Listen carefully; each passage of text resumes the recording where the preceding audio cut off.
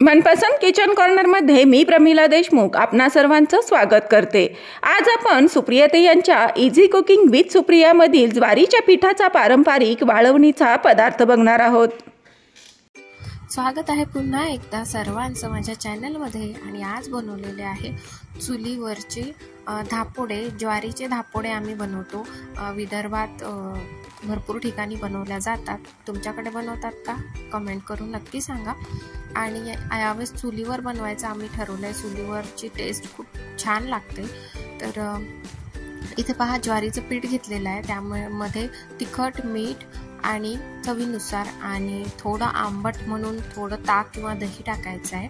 आणि थोडंसं त्यामध्ये जिरं आणि भरपूर असं तीळ टाकायची आहे। आणि ते घट्ट असं बेसन पीठ जसं मळून घेतो आपण भज्यांसाठी, तसं पाणी टाकून घट्ट असं करून घ्यायचं आहे, बनवून घ्यायचं आहे। आता इथे पहा, छान असं उकळी आली होती पाण्याला। चुलीवरचं जेवणच वेगळं असतं आणि चुलीवर बनवणारे पदार्थ पण खूप छान टेस्टी वेगळेच लागतात। तर इथे पहा, ते जे उकळी आलेलं पाणी होतं त्यामध्ये पूर्ण जे आपण ज्वारीचं पीठ भिजवलेलं होतं घट्ट असं, ते थोडं थोडं करून टाकायचं आहे। आणि अशा पद्धतीने ते गोल गोल फिरवायचं आहे, जेणेकरून गुठळ्या होणार नाही।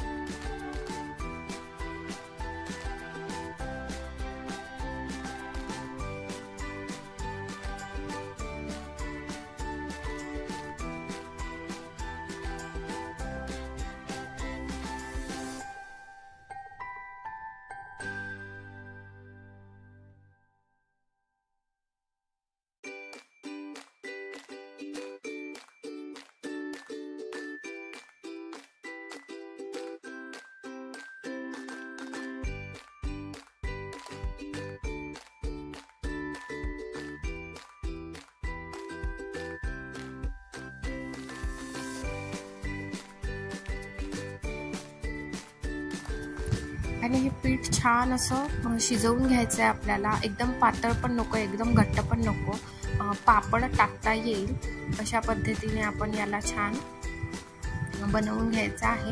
तर इथे पहा, छान शिजलेलं आहे पीठ। आणि आता याचे आपल्याला पापड करून घ्यायचे आहे।